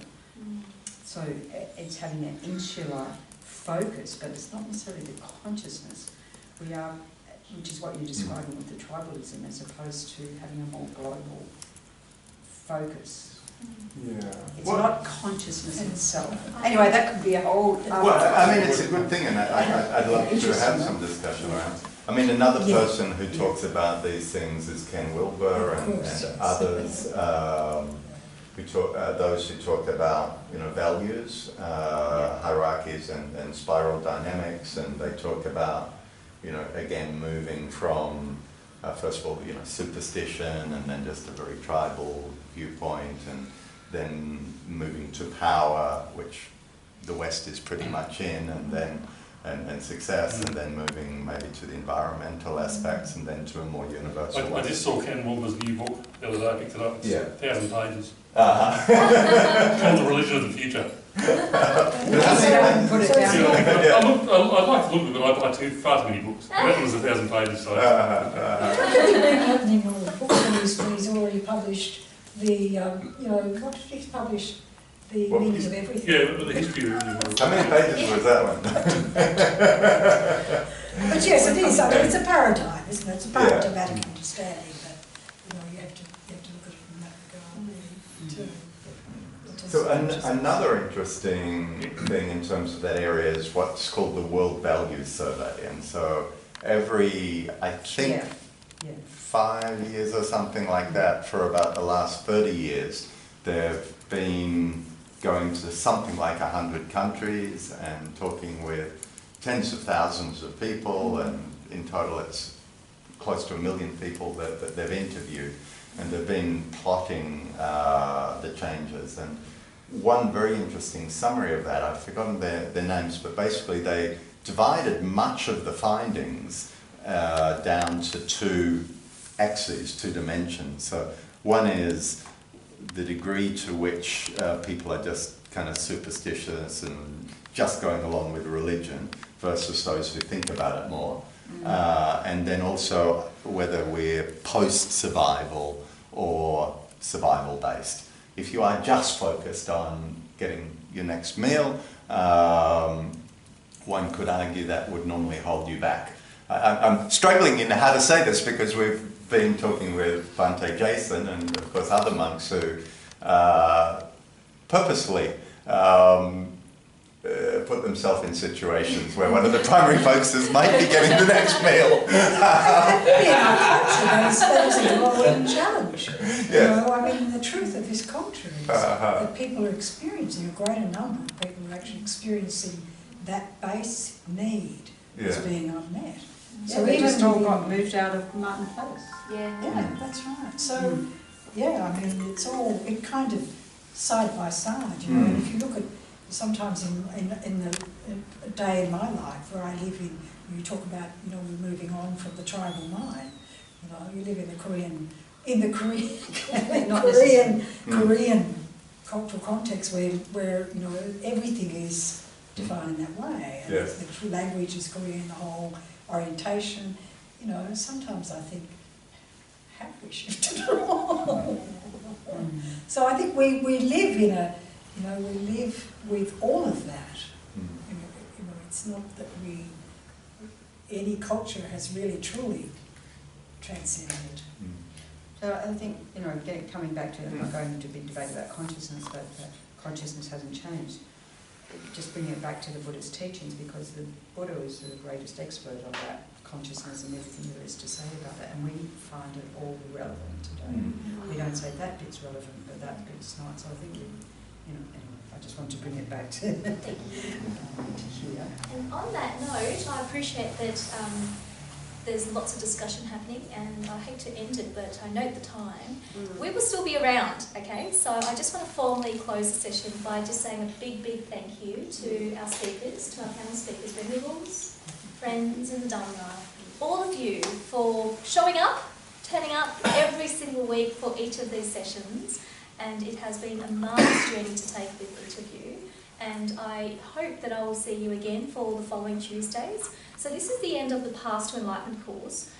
The next course that we'll be conducting next week, for 3 weeks, is a course on harmonious communications course. And what we'll be talking about next week is we'll be talking about communication to oneself, so self-talk. The week after that we'll be talking about communication in relationships. And the 3rd week, we'll be talking about communications in society. So hopefully we'll be able to use our speech and these words to create harmony within ourselves, within others. So that's those weeks. And then after that, we'll be doing a holistic wellbeing course for 6 weeks. So lots and lots of stuff happening, and I hope to see you all at the Metta Centre soon. So good night. Thank you, everyone. Thank you, team. Thank you.